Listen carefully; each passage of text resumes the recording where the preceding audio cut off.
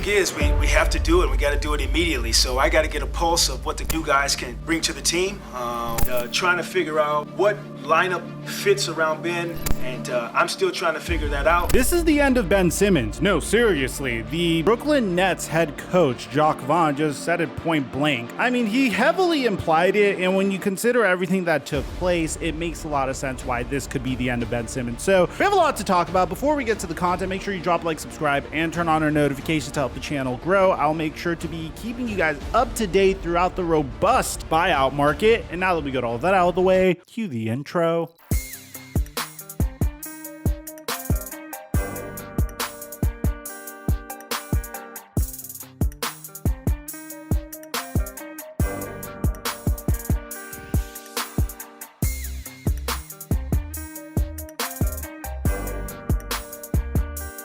So many of my subscribers listened to me and made bank on the Super Bowl, bro. Remember when I told you to sign up with my promo code microphone to get a $100 deposit match? And then said this? And if Kenneth Gainwell gets more than 21.5 rush yards, you could 3x your money. Now, if you feel really good about this, you could also add Travis Kelce scoring 1 touchdown. And if both of these hit, you 5x your money. Well, a lot of you guys slid into my DMs on Instagram to show me how much money you made because of this hit. So huge shout out to all of you, man. I only have my promo code live for 2 more weeks, so I'm still gonna be posting my picks onto my Instagram account at TheFlightMike, and we're definitely gonna make some picks for the XFL and the USFL. And I post NBA picks onto my Instagram story on a daily basis. So make sure you sign up with my promo code microphone to get a $100 deposit match while it's still active. And thank you, Prize Picks, for making us all a bunch of money on Super Bowl Sunday.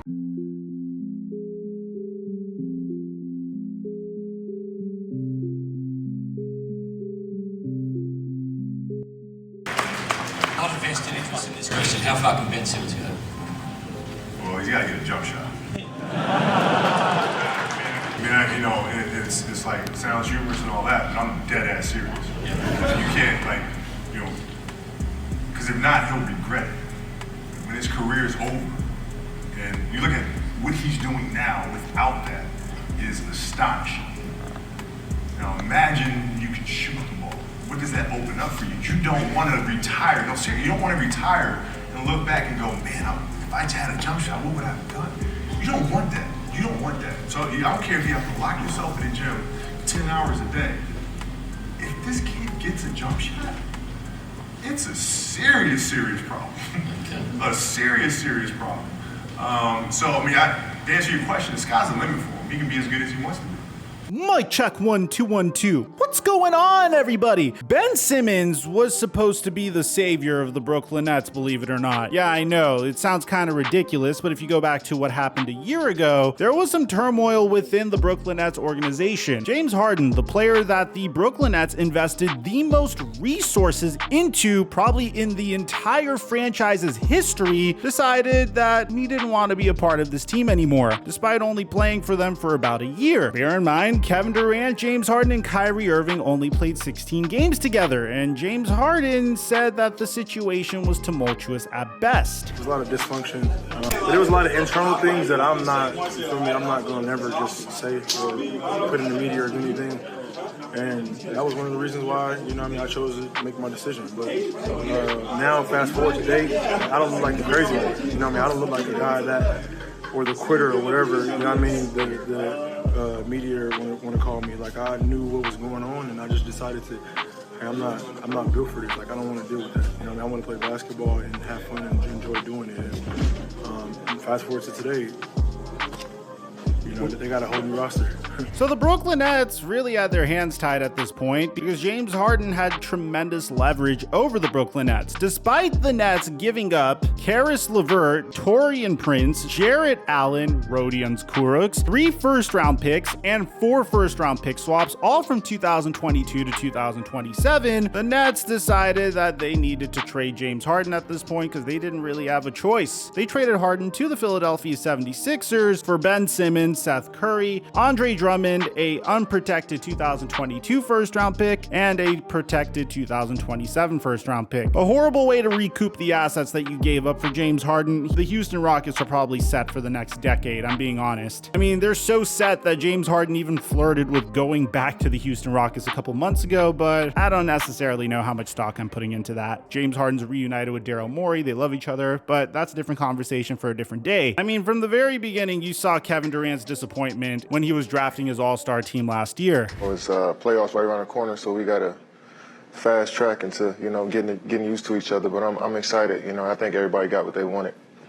So at that point, the narrative changed. The Brooklyn Nets didn't need James Harden. They already had two dominant ISO-heavy scorers in Kyrie Irving and Kevin Durant. Ben Simmons would give them exactly what they needed, a player that could thrive in transition offense with his masterful and crafty playmaking, his ability to take it inside, and a man that could play suffocating defense, potentially on players like Giannis Antetokounmpo, who you can't necessarily stop. You could only hope to slightly contain him, and Ben Simmons could definitely contain Giannis on the defensive end in a hypothetical playoff series. So at that point, the Brooklyn Nets were all in on Ben Simmons. Not necessarily a bad player to be all in on, considering the situation that they were in. He was still on a rookie max contract extension. He's still only 26 years old. He's about the same age as D'Angelo Russell, for crying out loud. And he's played remarkably in the past. He's been fairly consistent throughout his entire Philadelphia 76ers career, averaging about 16 points, 8 assists, and 8 rebounds throughout his career. But the problem with Ben Simmons wasn't necessarily the fact that he wasn't productive, it was the fact that he just never improved. And whenever he was challenged to be better, it seemed like he completely folded. The best example here would be his series against the Atlanta Hawks, which would be the final series he had against the Philadelphia 76ers, which would result in Doc Rivers calling him out. Doc, you think Ben Simmons can still be a point guard for a championship team like the one you guys want to become? Yeah, David, I don't know that question or the answer to that right now.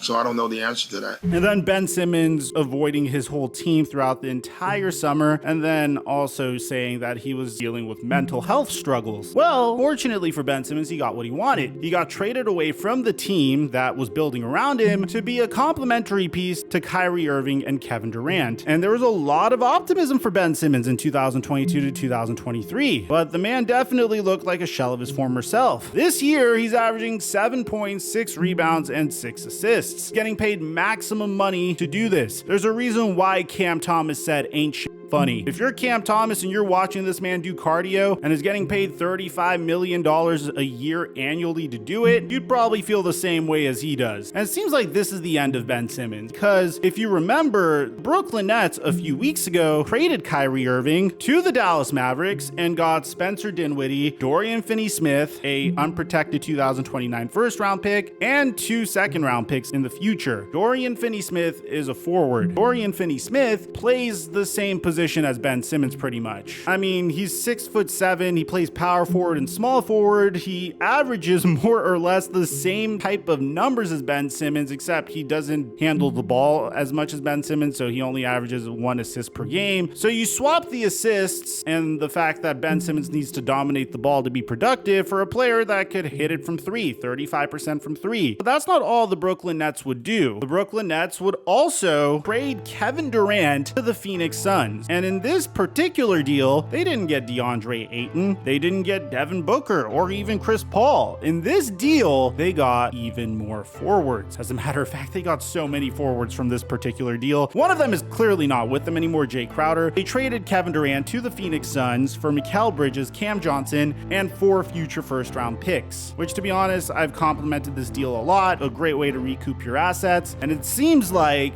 the new franchise cornerstone for the Brooklyn Nets, at least at this point, is Mikal Bridges and even possibly Cam Johnson. And both of those players, between Mikal Bridges, Dorian Finney-Smith, and Cam Johnson, if you just look at their numbers, each and every single one of these players are a better player than Ben Simmons. Cam Johnson is shooting 43% from 3 this year, averaging 14 points, 4 rebounds, and 1.6 assists. He's not necessarily a scrub on defense either. He's always had a positive defensive box plus minus all the way back from 2021. 2021 to 2022 when Phoenix started to contend. The same could be said about Mikal Bridges. He's had a positive defensive box plus minus throughout his entire career prior to coming over to Brooklyn. These are all players that could space the floor. These are all players that could play remarkable defense. These are all players that are between 6'6" and 6'8". And these are all players that are forwards. And this is not looking good for Ben Simmons at this point. As a matter of fact, he's in a John Wall-like situation. I wouldn't be surprised if he's out of the NBA by 2025 at this point, or if he's even bought out. Because Jacques Vaughn had this to say about Ben Simmons' future with the Brooklyn Nets following the new additions of the team. It's going to be some work that we have to do.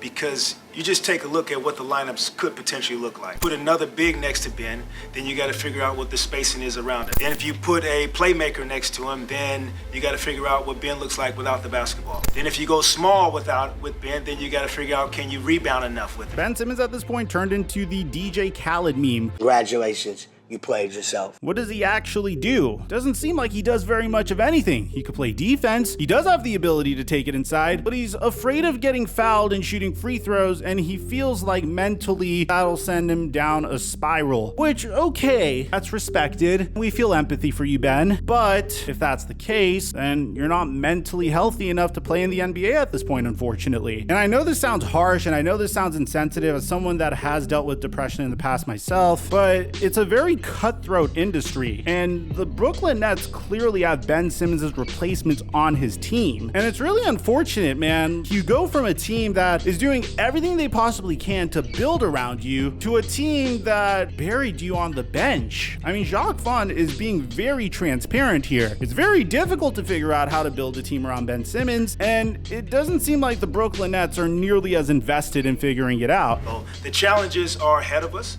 We'll look them head on. We'll figure it out. We have the personnel to figure it out.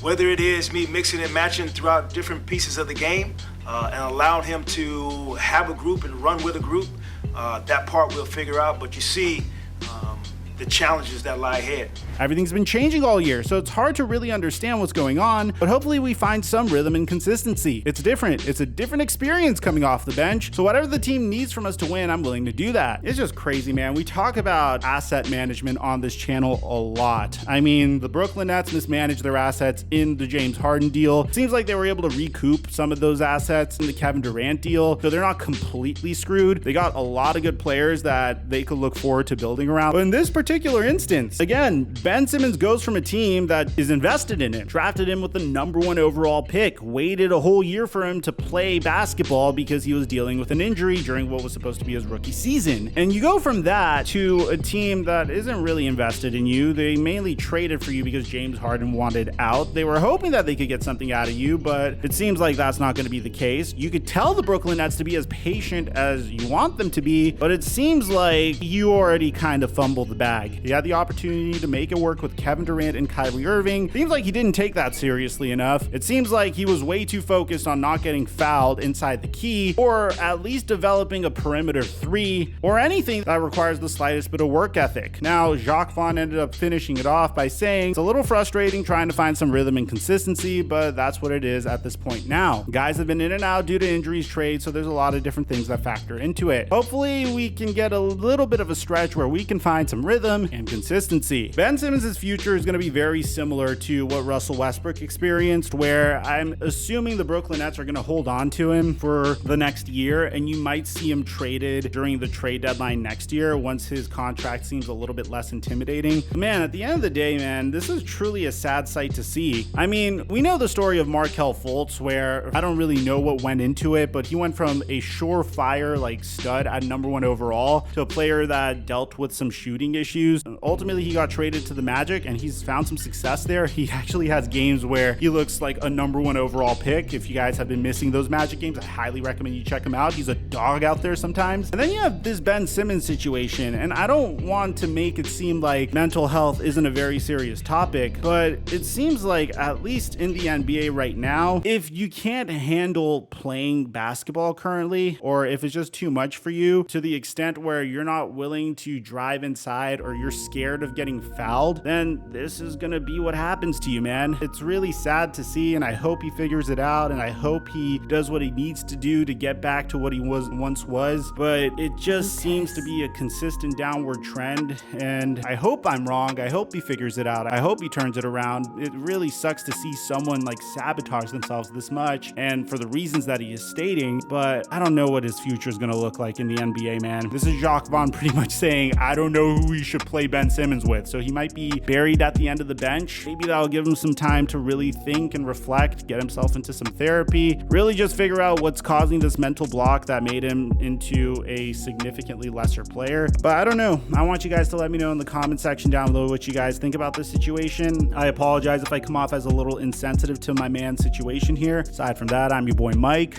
I'm dropping our mic until our next upload.